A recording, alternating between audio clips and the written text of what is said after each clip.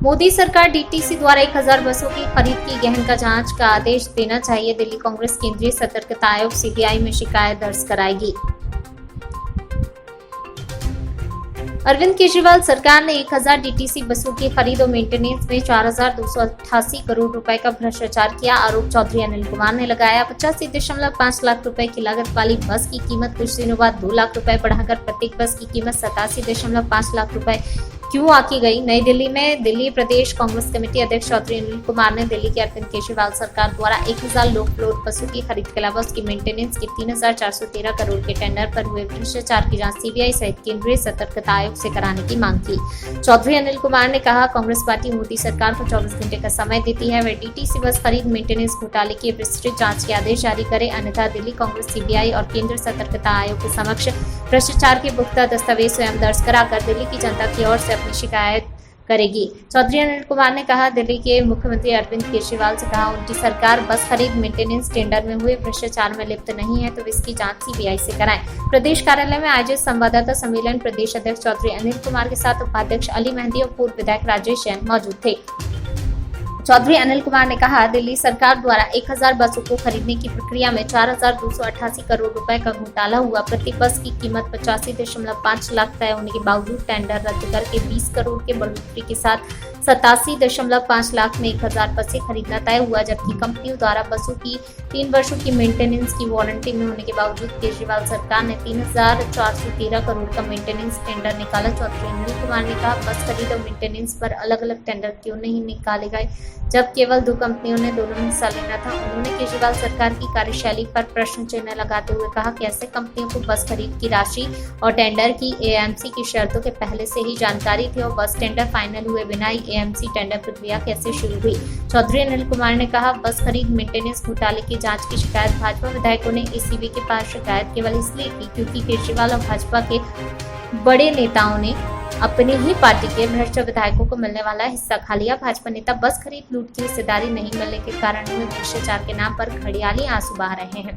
उन्होंने कहा, अरविंद केजरीवाल और भाजपा द्वारा पिछले 7 वर्षों से हुए भ्रष्टाचार के कारण दिल्ली की परिवहन व्यवस्था ध्वस्त हो गई क्योंकि डीटीसी की एक भी बस नहीं खरीदी गई। उन्होंने कहा, यह दिल्ली की जनता जानती है, भ्रष्टाचार में आम आदमी पार्टी भाजपा दोनों बराबर के दोषी हैं। चौधरी अनिल कुमार ने कहा, भाजपा ने केजरीवाल पर दबाव बनाने के लिए एसीबी द्वारा डीटीसी बस खरीद और मेंटेनेंस घोटाले को उपराज्यपाल को भेज दिया, जिसकी प्रारंभिक जांच की पुष्टि उपराज्यपाल ने करके एक रिटायर्ड जज की 3 सदस्यीय समिति बना दी, जिसमें केवल मेंटेनेंस टेंडर से जुड़े 5 बिंदुओं पर ही जाँच करने पर जोर दिया गया। जिन 5 बिंदुओं पर जाँच हुई इसमें बड़े पैमाने पर भ्रष्टाचार तो सामने आया, परंतु एएमसी ने कॉन्ट्रैक्ट तो रद्द कर दिया, परंतु विस्तृत जांच के आदेश नहीं दिए गए और न ही संलिप्त नेताओं अधिकारियों के खिलाफ कोई आदेश दिए। चौधरी अनिल कुमार ने दिल्ली के मुख्यमंत्री अरविंद केजरीवाल पर आरोप लगाया कि वे दिल्ली की समस्याओं को छोड़ अन्य राज्यों में राजनीतिक तर्क पसारने के लिए वहां की जनता को लुभावनी घोषणाओं के द्वारा भ्रमित कर रहे हैं। चौधरी अनिल कुमार ने कहा, जब राजधानी के लोग संकट, समस्या, बेरोजगारी, गरीबी, महंगाई और भ्रष्टाचार से जूझ रहे हैं तो केजरीवाल पंजाब, गुजरात, यूपी, उत्तराखंड और गोवा में किस तरह के विकसित दिल्ली मॉडल की बात कर रहे हैं। दूसरे राज्यों में भ्रष्टाचार के नारे के साथ बयानबाजी करना केजरीवाल के असली चेहरे को उजागर करता है, क्योंकि दिल्ली में उनकी सरकार भ्रष्टाचार में लिप्त है। केजरीवाल दिल्ली की जनता को धोखा देकर भाजपा के दबाव में दूसरे राज्यों के दौरे में व्यस्त हैं। Agnichakra news Delhi in charge miss Reena Singh की खास रिपोर्ट। यदि 1000 बसों के लिए पौने 900 करोड़ रुपए खर्च करने हैं और 3 साल की मेंटेनेंस फ्री है, तो हम मेंटेनेंस की तरफ क्यों गए? 1000 बसें अरविंद फिर अगले 2 साल बाद या 3 साल बाद ले सकते थे, यानी कि 4 गुना बसें, 4000 बसें आप खरीद सकते थे और हर 2 साल 3 साल में 1000 बसों को आप चेंज कर सकते थे। ये तो कोई भी व्यक्ति समझ देगा, एक साधारण सा हिसाब है। लेकिन दिल्ली के मुख्यमंत्री को हिसाब समझ में नहीं आया, मुझे नहीं मालूम क्यों नहीं समझ में आया, लेकिन दिल्ली की जनता जान चुकी है कि इसमें भ्रष्टाचार का बड़ा मामला है। 3 साल वारंटी के यदि यही कंपनी दे रही है तो इनको मेंटेनेंस के नाम पे फिर क्यों इतना बड़ा अमाउंट दिया जा रहा था, ये बड़ा प्रश्न उठता है। और जैसे मैंने कहा, यदि इतना बड़ा अमाउंट है और 875 करोड़ रुपए में 1000 बसें आ रही हैं, तो फिर क्यों हर 2 साल में नई बस खरीद सकते थे अरविंद केजरीवाल या सरकार? ये बड़ा खेल खेलने की कोशिश थी। ये खेल जो बिगड़ा, क्यों बिगड़ा, ये आप सभी जानते हैं। जिस तरह से बीजेपी के नेताओं ने प्रश्न उठाए, घड़ियाली आंसू बहाए, भ्रष्टाचार के आरोप लगे, तो मैं उनकी मंशा को भी आपके सामने बताना चाहता हूं। जिस भ्रष्टाचार की बात बीजेपी कर रही है, यदि एक्चुअल में वाकई अरविंद के भ्रष्टाचार को लेकर के दिल्ली की जनता की गाड़ी कमाई को बचाने के लिए आप इतने गंभीर थे, तो ये जांच का दायरा आपने केवल समेट के 5 बिंदुओं पे क्यों कर दिया? ये प्रश्न मैं बीजेपी से पूछना चाहता हूं। और उस जांच को एसीबी और उसके बाद एलजी तक ले जाने के बाद एलजी साहब की 3 सदस्य कमेटी के बाद उस टेंडर को निरस्त कर खरीद के टेंडर को जारी रखना, यह दर्शाता है कि आपकी नीयत में खोट है। 3 सदस्य कमेटी बनती है, एक रिटायर्ड आईएएस की अगुवाई में एक कमेटी बनती है। वो कमेटी मानती है कि प्रक्रिया गलत अपनाई गई, पैसा उसमें बहुत ज़्यादा लगाया जा रहा है, हुए आए टेंडर को निरस्त कर देते हैं। लेकिन सवाल ये है कि क्राइम में गुनाह तो हुआ, तो इस कमेटी ने या लेफ्टिनेंट गवर्नर साहब ने क्या ये टेंडर फ्लोट करने वाले अधिकारी या मंत्री या सरकार के किसी व्यक्ति को कोई सजा का प्रावधान किया? सरकार ने एक टेंडर फ्लोट किया, उसमें जो लोग इन्वॉल्व थे, क्या उन पर एक्शन नहीं होना चाहिए था? या केवल उनकी चोरी को पकड़ा आपने? ये तो वही बात हुई, चोर को पकड़ा, माल रिकवर किया और चोर को जाने दिया। क्या आप और जाके चोरी करिए? क्यों आखिर ऐसे अधिकारी कर्मचारियों पर आपने एक्शन नहीं लिया? जब कमेटी ये मान चुकी है कि ये गलत प्रक्रिया अपनाई गई और इसमें कहीं ना कहीं भ्रष्टाचार की नीयत से ही इस टेंडर को फ्लोट किया गया था। अच्छा, फ्लोट की जो टाइमिंग है उसको भी आप देखेंगे तो बड़ा आपको समझने में आसानी होगी। टेंडर बस खरीदने का जिस दिन टेंडर ओपन होता है उसी दिन मेंटेनेंस का भी टेंडर खोला जाता है। यानी कि टेंडर में शामिल होने के लिए जो कंपनियां हैं उनको पहले से ही बसों का मूल्य मालूम है, और कंपनी भी वही है जो बस सप्लाई देने का टेंडर में पार्टिसिपेट करती है। तो कहीं ना कहीं आपसी रजामंदी से बैठ करके टेंडरों को फ्लोट कराने का काम इन सरकारों ने किया। भाजपा के नेता, भाजपा के एमएलएस आखिर क्यों एसीबी के पास गए, क्यों आखिर सीबीआई के पास नहीं गए? यह बड़ा प्रश्न। कहीं ना कहीं उनकी मंशा में दोष है। मैं तो साथियों दावे के साथ ये कहता हूं कि अरविंद केजरीवाल के और बीजेपी की मिली भगत से इन चीजों को अंजाम दिया जा रहा है, और यही कारण है, एक तरफ तो जांच का ड्रामा बीजेपी के नेताओं के द्वारा किया जाता है, और दूसरी तरफ दिल्ली के मुख्यमंत्री अपने राजनीतिक दौरे के लिए कभी वो गुजरात जाते हैं, पंजाब जाते हैं, अभी हमने ट्वीट देखा कि वो गोवा जा रहे हैं और भ्रष्टाचार के नारे के साथ जा रहे हैं।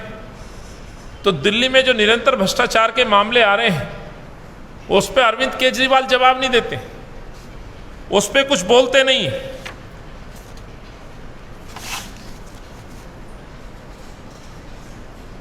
इसीलिए हम आज जब आपके बीच उपस्थित हुए हैं तो बीजेपी और आम आदमी पार्टी पे केवल आरोप नहीं लगा रहे हैं, बल्कि इस दावे के साथ कह रहे हैं कि जितनी दोषी आम आदमी पार्टी है, अरविंद केजरीवाल हैं, इस बस खरीद के और बस के मेंटेनेंस के नाम पर जो भारी रकम की जो लूट सरकार कर रही है, उसमें उसके भागीदार बीजेपी के नेता भी। कहीं ऐसा तो नहीं कि बीजेपी के जो नेता जांच के लिए औपचारिकता मांग चिट्ठी पत्री का खेल खेल रहे हैं, कहीं अपनी हिस्सेदारी तो नहीं ढूंढ रहे हैं? यही कारण है, यदि बीजेपी की मंशा ठीक होती तो इस जांच का दायरा 5 बिंदुओं के आगे ले जाया जाना चाहिए था। इन 5 बिंदुओं के अलावा भी कई ऐसे बिंदु हैं जिन पे जांच होनी चाहिए थी। मैं कहना चाहता हूं कि अरविंद ने जहां डीटीसी को खड़ा करने की बात कही थी, दुरुस्त करने की बात कही थी, वहीं पर मैं दुख के साथ कहता हूं कि दिल्ली की डीटीसी को अरविंद ने बर्बाद कर दिया है। हाँ, डीटीसी की आड़ में भ्रष्टाचार का खेल जरूर खेला जा रहा है। साथियों, पिछले कुछ दिनों से लगातार एक खबर सुर्खियों में कि डीटीसी के अंदर बसों की जो परचेज है, खरीद फरोख्त जो है, उसमें भ्रष्टाचार सामने उभर करके आया है, जिसको लेकर के कुछ घड़ियाली आंसू बीजेपी के नेता भी बहा रहे हैं। हालांकि उनकी मंशा पे भी काफ़ी प्रश्न खड़े होते हैं। भाजपा का खेल अरविंद के खेल से अलग नहीं है। जिस तरह से पेट्रोल डीजल की लूट मची हुई है, वैसे ही मैं कहना चाहता हूं कि बस की खरीद और मेंटेनेंस के नाम पे भी खुले तौर पर भ्रष्टाचार का खेल खेलने का काम ये सरकारें कर रही हैं। बीजेपी के लोग बस खरीद को लेकर के जो आरोप प्रत्यारोप लगा रहे हैं, उस पर तो हम चर्चा करेंगे, लेकिन सवाल इस बात का है कि बस खरीद और मेंटेनेंस को लेकर के जिस तरह से टेंडर फ्लोट किए गए साथियों, सबसे बड़ा प्रश्न तो ये है, 1000 बस खरीदने को लेकर के जो कीमत तय की गई थी टेंडर में, उस बस की कीमत लगभग 85.5 लाख रुपए थी, जिसको बाद में कुछ दिनों बाद ही उस एक बस की कीमत लगभग 87.5 लाख कर दी गई। यानी कि प्रति बस 2 लाख रुपए का डिफरेंस। यदि 1000 बसों को हम 2 लाख से गुणा करें तो लगभग 20 करोड़ रुपए का अंतर बसों की खरीद पर आता है। ये एक बड़ा प्रश्न है। जब टेंडर हो गया, टेंडर में कीमतें तय हो गई, उसके बाद फिर टेंडर को रोक करके 2 लाख रुपए किस तरह से बढ़ा दिया गया। दूसरा सवाल साथियों, 1000 बस की जो कीमतें हैं, यदि इस अमाउंट को भी हम मान लें तो इन बसों की जो कीमत है लगभग 875 करोड़ रुपए बनती है। 1000 बस यानी कि 875 करोड़ रुपए में खरीदी जानी है। लेकिन जब हम मेंटेनेंस की बात करें तो यही मेंटेनेंस मूल कीमत की 4 गुना ज्यादा हो जाती है। यानी कि बसों की जो कीमत है एक्चुअल, उस कीमत के मुकाबले 4 गुना ज्यादा करके इन कंपनियों को जो बस की सप्लाई देंगे, जिसमें JBL और टाटा को बड़ा 2 कंपनियों को टेंडर देने की बात कही गई है, उन्हीं कंपनियों को मेंटेनेंस का भी टेंडर, और उस मेंटेनेंस का जो अमाउंट है, जान के आपको हैरानगी होगी, जिसमें 3413 करोड़ रुपए मेंटेनेंस के नाम पर इन कंपनियों को देने की बात कही गई। सवाल इस बात का है कि यही कंपनी 1000 बसों के लिए 3 साल का वारंटी भी देती है। यदि हम और आप कोई गाड़ी खरीदते हैं साथियों, 2 व्हीलर खरीदते हैं, तो उसमें सर्विस और वारंटी भी दी जाती है। कोई भी आप गाड़ी लेते हैं, टाटा की लें, हुंडई की लें या किसी अन्य गाड़ी, कोई भी व्हीकल लेते हैं, तो उन व्हीकल्स पर 3 साल तक तो आपको सर्विस से लेकर के वारंटी दी जाती है। तो प्रश्न ये उठता है कि 1000 बसों की कीमत लगभग 875 करोड़ रुपए, मेंटेनेंस की कीमत 3413 करोड़ रुपए। अरविंद जी को मैंने कहा है कि IRS अफसर होने का दावा करते थे, अपने आप को बनिए का बच्चा भी कहा करते थे, तो ये कौन सा तरीका है? मैं अरविंद से ये पूछना चाहता हूं, यदि मैं उनकी जगह होता या और कोई होता, तो कम से कम ये डील तो बिल्कुल नहीं लेता। दिल्ली के जो लोगों का जो टैक्स का पैसा है, उसको इस तरह तो बर्बाद नहीं करता। 9.25 करोड़ यानी कि 875 करोड़ रुपए में 1000 बसें यदि दिल्ली की जनता को मिल रही हैं, तो 3413 रुपए मेंटेनेंस के नाम पर खुले तौर पर लूट मचाना, ये दर्शाता है कि भ्रष्टाचार का बड़ा उदाहरण था। इस संक्रमण काल में जहाँ कोविड की वजह से आज पूरे विश्व और देश और दिल्ली में अनेकों परेशानियां हैं, इन परेशानियों के बावजूद हमें अपने आप को एक दृढ़ संकल्प के साथ या अपनी इस परेशानी को सामना करते हुए आगे बढ़ने की सोच के साथ हम लोग आगे बढ़ने का काम कर रहे हैं। जहाँ एक तरफ बीमारी का प्रकोप है, बीमारी से परेशान दिल्ली की जनता है, जहाँ उनके रोजगार और व्यवसाय का बुरी तरह से इस बीमारी का प्रभाव है, वहाँ पे लोगों को जीना दुर्लभ हो रहा है, अनेकों दिक्कतें हैं। जिस तरह से लॉकडाउन में धीरे धीरे सरकारें रियायतें दे रही हैं, छूट दे रही हैं, अपने काम, अपने व्यवसाय, अपनी दुकान, अपनी नौकरी तक पहुंचने के लिए लोगों के सामने कई तरह की दिक्कतें। जहां अभी भी बीमारी की रोकथाम के नाम पर कुछ रिस्ट्रिक्शंस हैं, कुछ पाबंदियां हैं, और उस पाबंदियों की वजह से आज आम जनमानस को खास तौर से जो पब्लिक ट्रांसपोर्ट है और पब्लिक ट्रांसपोर्ट के ना होने की वजह से जो दिक्कतें हैं, वो दर्द तो जनता महसूस कर ही रही है साथियों। इसीलिए आज एक ऐसी खबर या ऐसी परेशानी के साथ मैं आपके बीच उपस्थित हुआ हूं, जिस पे कुछ रोशनी डालने का काम हम करेंगे और सरकारों के भ्रष्टाचार के बारे में आपसे बात करेंगे। साथियों, जो दिल्ली का जो पब्लिक ट्रांसपोर्ट की जो स्थिति है, वो आज बद से बदतर है। याद होगा जब कांग्रेस की सरकार थी, शीला जी की सरकार थी, तो दिल्ली के अंदर लगभग 6000 डीटीसी की बसें हुआ करती थी।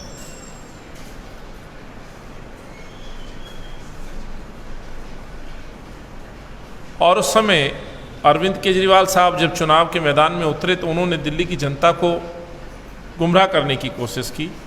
ना केवल कोशिश की, बल्कि उस कोशिश में कामयाब भी हुए। और पब्लिक ट्रांसपोर्ट की स्थिति पर जो दिल्ली की जनता को जो वायदे किए थे, उन वादों में उन्होंने कहा था कि डीटीसी की स्थिति को वो सुधारेंगे। आज स्थिति की सुधारने की तो बात छोड़ ही दीजिए। जो कांग्रेस के समय जो बसों की स्थिति हुआ करती थी, जो संख्या थी लगभग 6000 बस, वो आज घट कर के लगभग 2600 बस हो गई।